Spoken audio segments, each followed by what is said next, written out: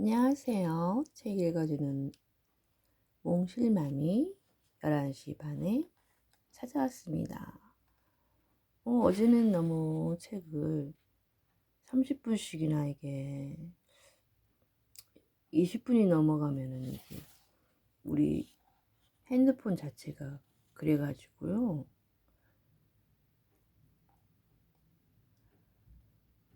오늘은 계속 1인 칭찬수 무라카미 하루키 소설의 홍은정기, 그 다음에 한 편씩 한 편씩 읽어나가야 되는데 이게 너무 길더라고요. 그래서 20분이 넘어가니까 길어가지고 카트 했어요. 그래서 그 다음은 계속 이어나갈게요. 그녀의 오빠를 처음 만나 대한 것은 1965년 가을이 끝나갈 무렵이었다. 일요일 여자친구 집으로 데리러 갔다. 대개는 도서관에서 같이 공부한다는 핑계를 대고 밖에서 데이트하곤 했다. 그래서 나는 숄더백 안에 소위 학용품이라 할 만한 것을 한 세트 넣어 다녔다. 초보 범죄자가 꾸미는 서투른 알리바이처럼. 그날 아침은 현관에서 아무리 초인종을 눌러도 답이 없었다. 잠깐 기다렸다가 몇 번 더 누르자 이윽고 안에서 느긋한 발소리가 들렸다. 드디어 누군가가 문을 열어주었다. 그녀의 오빠였다.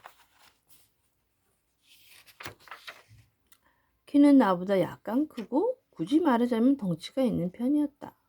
뚱뚱하다고 할 정도는 아니고 운동선수가 피치 못할 사정으로 한동안 운동을 중단해서 별 수 없이 불필요한 살이 여기저기 불필요한 살이 여기저기 붙어버린 듯한 어딘가 잠정적으로 살쪘다고 할 만한 느낌이다.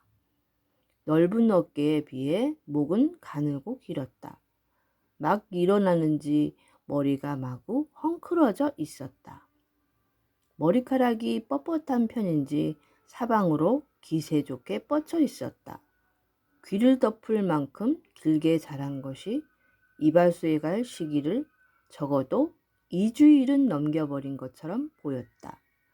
목 부분이 늘어난 라운드넥 남색 스웨터에 무릎이 튀어나온 회색 스웨트 팬츠. 차림이었다. 항상 단정한 머리에 옷차림도 깔끔한 내 여자친구와는 실로 대조적이었다. 그는 눈이 부신지 실눈을 뜨고 잠시 나를 바라보았다. 마치 오랜만에 햇빛 아래로 기어나온 털이 거친 동물처럼. 아마 사육고 친구겠지? 내가 뭐라고 말하기도 전에 그는 그렇게 말했다. 그러고는 헛기침을 한 번 했다. 잠이 덜 깬 목소리였지만 내가 느끼기에는 약간의 호기심이 담긴 듯 했다. 네, 맞아요. 나는 이름을 댔다. 11시에 데리러 오기로 했는데요. 쏠 거 없는데 지금? 그가 말했다. 없어요? 나는 그의 말을 되풀이했다. 어디가 모양인데? 집에 없어. 그렇지만 오늘 11시에 집으로 데리러 오기로 한 약속을 했는데요. 그래? 오빠는 말했다. 그리고는 시계를 보려는 듯이 옆쪽 벽을 올려다보았다. 그래서 어째서인지 그쪽에는 시계가 없었다. 하얀 회반죽을 바른 벽이 있을 뿐이다. 하는 수 없이 그는 내게로 시선을 돌렸다. 그랬나 본데? 아무튼 지금은 집에 없어. 어떻게 해야 할지 알 수 없었다. 어떻게 해야 할지 오빠 쪽도 잘 모르는 눈치였다. 천천히 하품을 하더니 뒷머리를 극적였다. 동작 하나하나가 어딘지 모르게 느긋했다. 지금은 집에 아무도 없는 것 같은데? 그가 말했다. 방금 일어나 보니 나 말고 아무도 없네. 다들 나가버린 모양인데? 어디 가는지 나 잘 모르겠어. 나는 잠잠고 있었다. 아버지는 골프 치러 갔나? 여동생들은 어디 놀러 갔을 테고. 근데 엄마마저 없는 건 좀 이상해. 평소에는 이런 적이 없는데 말이야. 나는 의견 표명을 삼갔다. 남의 집 얘기다. 그래도 너랑 약속했으면 사요코는 돌아오겠지. 오빠가 말했다. 들어와서 기다려. 정말로 오늘 11시에 데리러 오기로 약속했는지 다시 한번 기억을 더듬어 보았다. 아무리 생각해도 약속 장소와 일시는 틀림없었다. 바로 전날 밤 통화하면서 확인까지 했다. 더욱이 그녀는 만날 약속을 무책임하게 잊어버리거나 깨버리는 타입이 아니었다. 게다가 일요일 아침 오빠만 혼자 남겨두고 가족 모두가 사라졌다는 것도 뭔가 이상한 이야기였다. 사정을 모르는 채 나는 그저 가만히 앉아 묵묵하게 시간을 보냈다. 시간은 무섭도록 느리게 흘렸다. 안쪽 부엌에서는 이따금 소리가 들려왔다. 수돗물 트는 소리, 숟가락으로 뭔가를 달그락거리며 휘젓는 소리, 천장 같은 것을 여는 소리, 닫는 소리, 그 밖에는 아무 소리도 들리지 않았다. 바람도 불지 않고 개도 짖지 않았다. 침묵이 눈에 보이지 않는 진흙처럼 내 귓속을 천천히 채워나갔다. 그래서 몇 번이나 침을 삼켜야 했다. 가능하다면 음악을 듣고 싶었다. 어서머 플레이스, 에들바이스, 문니버 뭐든 상관없다. 따질 때가 아니다. 뭐든 나오기만 하면 되는데 하고 생각했다. 하지만 남의 집 오디오를 마음대로 만질 수는 없다. 뭐 읽을 거리가 없을까 싶어 주위를 둘러봤지만 신문이고 잡지고 하나에 눈에 띄지 않았다. 나는 내 숄더백 안을 뒤져보았다. 하필 그날따라 깜빡하고 책을 넣어오지 않은 모양이었다. 원래는 읽다만 문고본을 한 권쯤 가지고 다니는데 그나마 찾아내는 읽을거리를 들자면 현대국어 교과서 부독본 정도였다. 할 수 없이 그거라도 꺼내 훌훌 넘겨보았다. 나는 독서가 소리를 들을 만큼 세계적으로 치밀하게 책을 읽어온 사람은 아니지만 활자를 읽지 않고는 시간을 잘 보내지 못하는 부류에 속한다. 아무것도 하지 않고 가만히 앉아 있기란 불가능하다. 책장을 넘기거나 혹은 음악을 듣거나 아무래도 그런 작업이 필요하다. 책이 없으면 손에 잡히는 인쇄물을 뭐든 읽는다. 전화번호부도 있고 스팀 다리미 취급 설명서도 읽는다. 그에 비하면 현대국어 부족본은 상당히 훌륭한 읽을거리다. 적당한 부분을 펼치고 실려있는 소설이며 스피를 읽어나갔다. 외국 작가 작품도 몇 편 있지만 거의 일본 근현대 작가의 작품으로 아크다가와 윤요스케, 다니자키 주니치로, 아베, 고보 등이 유명한 작품이 실려 있었다. 그리고 각 작품 짧은 것을 제외하고는 태반이 발췌문이었지만 마지막에 몇 가지 질문이 달려 있었다. 대부분은 의뢰 그랬듯 이렇다 할 의미가 없는 질문들이다. 의미 없는 질문이란 답이 옳고 그름을 논리적으로 판정하기 힘든 혹은 판정할 수 없는 질문을 말한다. 작품을 쓴 작가 본인조차 과연 판정할 수 있을지 의심스러운 것들이다. 이를테면 이 글에 드러난 작가의 전쟁에 대한 시각은 어떠한가라든가 달의 참과 이지러짐에 대한 작가의 이 같은 묘사는 어떤 상징 효과를 만들어내는 것 같은 것이다. 이런 건 대답하려고 들면 어떻게든 대답할 수 있다. 달의 참과 어지러짐에 대한 묘사는 어디까지나 달이 차고 어지러지는 것에 대한 묘사일 뿐 아무런 상징 효과도 만들어내지는 않는다. 라는 답이 틀렸다고는 아무도 단언할 수 없을 것이다. 물론 비교적 이치에 맞는 것이 최대 공약수처럼 존재하겠지만 문학에서 비교적 이치에 맞는다는 것이 과연 미덕인지는 의문의 여지가 있다. 그래도 나는 시간을 죽일 셈으로 질문의 답을 하나하나 머릿속으로 작성해 나갔다. 그리고는 아무래도 내 머리 정신적 자립을 목표로 나날이 변변하며 성장하는 과정에 있는 내 떠오르는 답은 비교적 이치에 맞지 않지만 결코 틀렸다고도 할 수 없는 부류가 많았다. 그런 경향도 어쩌면 내가 성적이 좀 더 끌어오르지 못하는 원인 중 하나인지 모른다. 그러는 사이 오빠가 거실로 들어왔다. 머리카락은 여전히 사방으로 기세좋게 뻗쳐 있었다. 하지만 아침을 먹은 덕인지 눈은 이제 그렇게 졸려 보이지 않았다. 손에는 마시던 커피를 들고 있었다. 큼직한 흰색 머그잔이었는데 잔에는 1차 대전 당시 복엽정투기 그림이 인쇄되어 있었다. 조종석 앞에 기관총이 2 정도 달려 있었다. 아마 그의 전용잔이리라. 여자친구가 저런 꼴로 뭘 마신다고는 도저히 상상할 수 없었으니까. 정말 커피는 필요 없어? 그게 말했다. 나는 고개를 가로저었다. 네, 괜찮습니다. 정말로. 그의 시트 가슴께엔 빵 부스러기가 붙어 있었다. 스웨트 팬츠 무릎 쪽에도 어지간히 배가 고파서 부스러기가 떨어진 것 같고 말건 호쾌하게 토스트를 베어 먹었나 보다. 그런 부분도 분명히 여자친구의 신경이 거슬릴 거라고 상상했다. 그녀는 항상 깔끔한 차림으로 다니는 사람이었으니까. 나도 깔끔하게 입기를 좋아하는 편이었으니 그 점에서 우리는 비교적 잘 맞는다고 생각한다. 오빠가 벽 위쪽을 쳐다보았다. 이번에는 아닌 게 아니라 그쪽에 시계가 있었다. 시계 바늘이 거의 11시 반을 가리키고 있었다. 아직 안 온 모양인데 뭐야 대체 어디서 뭘 하는지 그가 말했다. 그 문제에 대해서는 나는 아무 말 하지 않았다. 뭐 읽어? 그가 내게 듣고 있는 책을 가리키며 물었다. 현대국어 부독본요. 그가 얼굴을 조금 찌푸리고 말했다. 재미있어? 특별히 재밌지는 않지만 다른 읽을 거리가 없어서요. 한번 보여줘봐. 낮은 탁자 너머로 책을 건넸다. 그는 왼손에 잔을 쥔 채 오른손으로 책을 받아들였다. 커피가 책에 흐르지 않을까 나는 걱정이 되었다. 어디로 보나 흘릴 것 같은 분위기였다. 하지만 흘리진 않았다. 그는 잔을 유리 탁자 위에 소리나게 내려놓고 양손으로 책을 들고 책장을 팔락팔락 넘겼다. 그래서 이 중에 뭘 읽고 있었는데 지금 읽던 건 아쿠타카와 톱니바퀴예요. 전문은 아니고 일부만 실렸지만요. 그는 조금 생각한 눈치였다.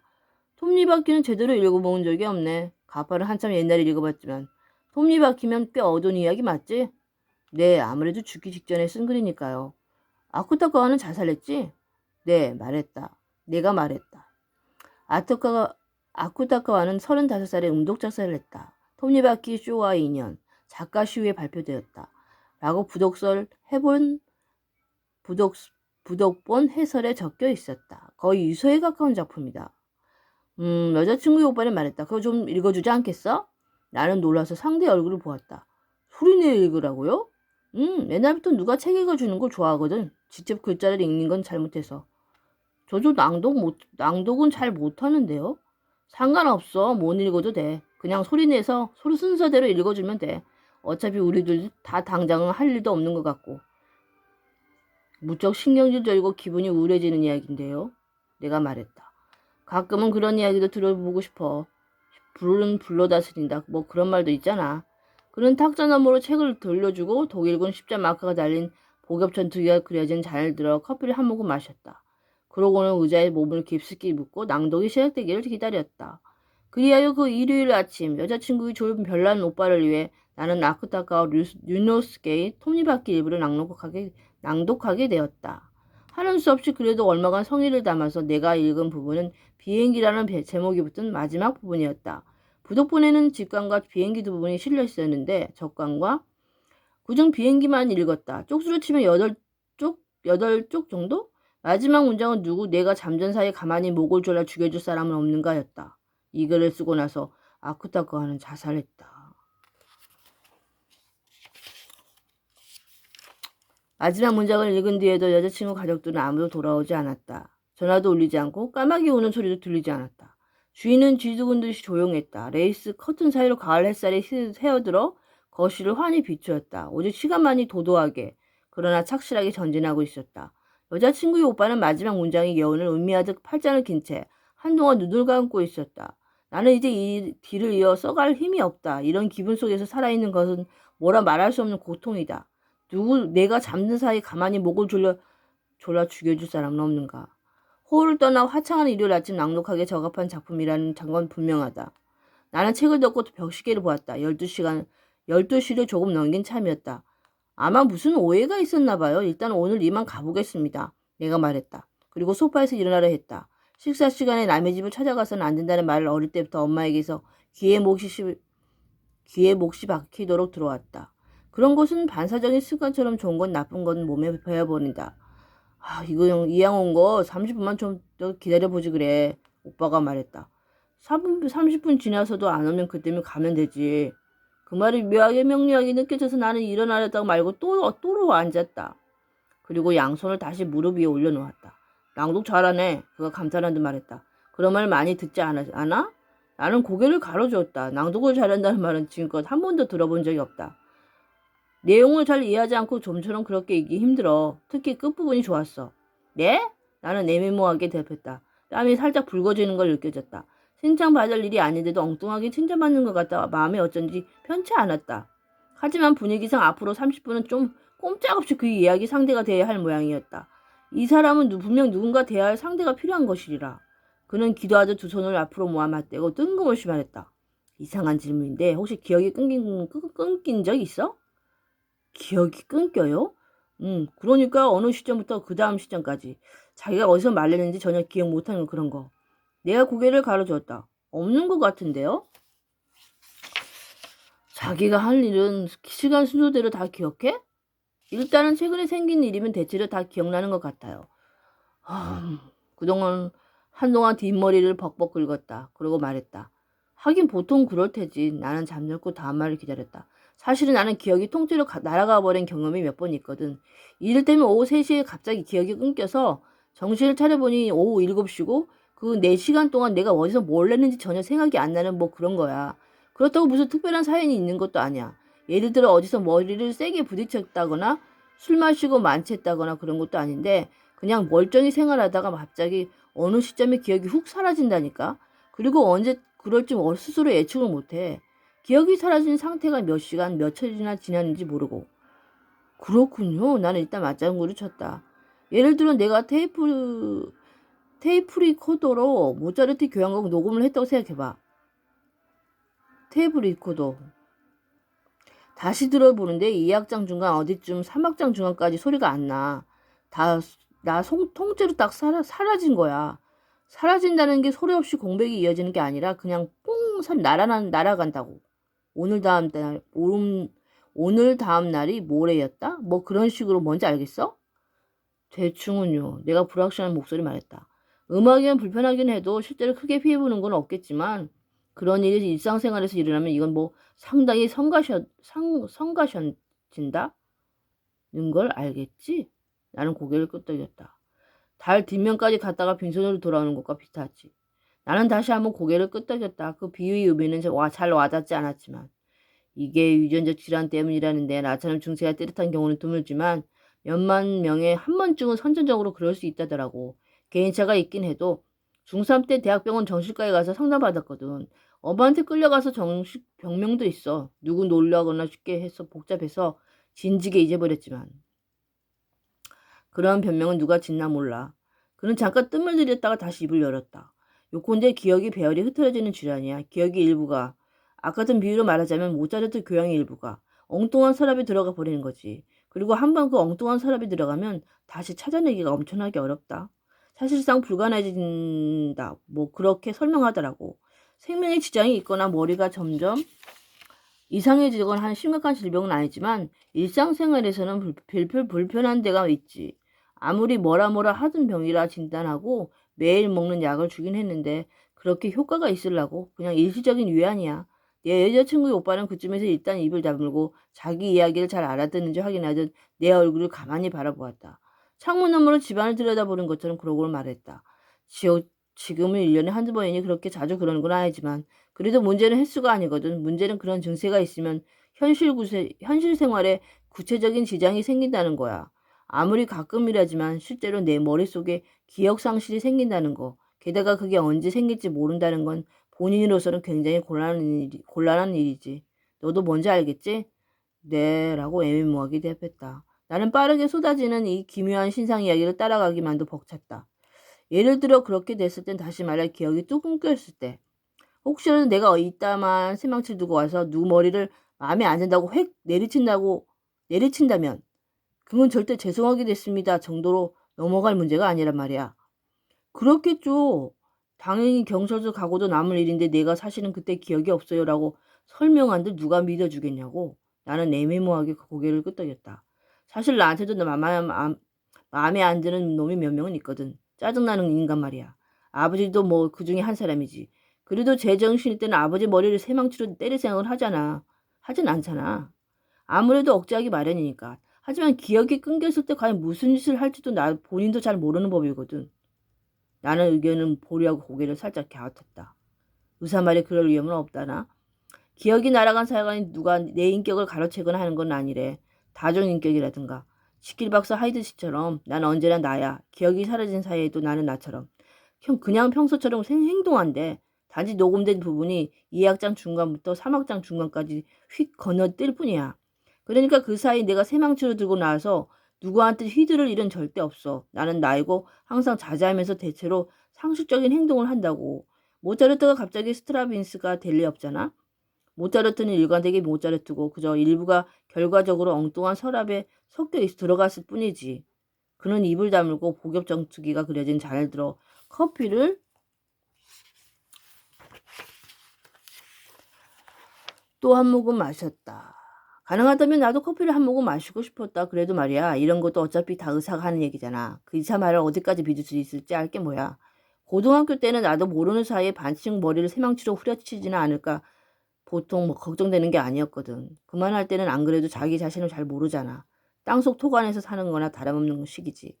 그걸로도 모자라서 기억상실 같은 골치 아픈 문제가 얽히면 이건 뭐 답이 없지, 안 그래?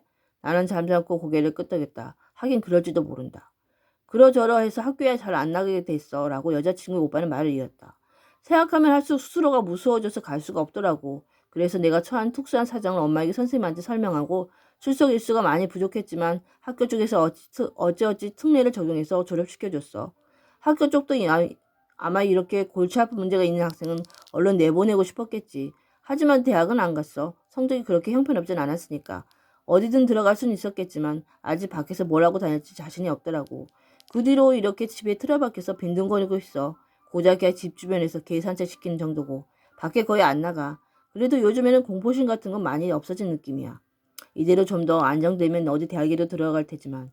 그는 거기서 입을 다물었다. 나는 잠자코 있었다. 무슨 말을 어떻게 해야 할지 잘 몰랐으므로. 여자친구가 오빠 이야기를 잘 하지 않으려는 이유를 알 것 같기도 했다. 그가 말했다. 책 읽어줘서 고마워. 톱니바퀴는 상당히 좋았어. 어저께는 한데 군데 은근히 마음에 와닿는 말들이 있었어. 정말 커피 필요 없어? 금방 내리는데. 네, 정말 괜찮습니다. 슬슬 가보려고요. 그가 다시 벽시계를 보았다. 12시 반까지 기다려도 아무도 안 오면 가봐. 나는 2층 방 내 방에 있을 건데 나갈 때는 그냥 나가면 돼. 나 신경 쓰지 말고. 나는 고개를 끄덕였다. 사육구랑 만나는 게 재미있어? 여자친구의 오빠가 다시 한번 내게 물었다. 나는 고개를 끄덕였다. 재미있어요. 어떤 부분이? 제가 모르는 부분이 많아서요. 라고 대답했다. 꽤 솔직한 대답이었다고 생각한다. 그런 생각에 잠긴 듯이 말했다. 하긴 그럴 수 있겠네. 나는 그 애랑 혈육이고 부모님 유전자도 나눠 가졌고 태어나서 지금까지 한 지붕 아래 살고 있는데도 여전히 모르는 게 산더미거든. 뭐랄까 동생이라는 인간이 어떻게 구성되어 있는지를 잘 모르겠어. 그러니까 가능하다면 내가 대신에 알아줬으면 해. 뭐 개 중에는 계속 모르는 편이 더 좋을 수도 있겠지만. 그가 머거잔을 들고 의자에서 일어났다. 아무튼 잘해봐. 여자친구의 오빠가 말했다. 그러고는 잔을 들지 않은 손을 흔들고 거실을 나갔다. 고맙습니다. 내가 말했다. 아, 또 시간이 이렇게 또 20분이 됐어요. 그러면 이것도 꽤 긴가요? 그러면 잠시만 기다리세요. 잠시 와서 나머지 더 읽어드릴게요.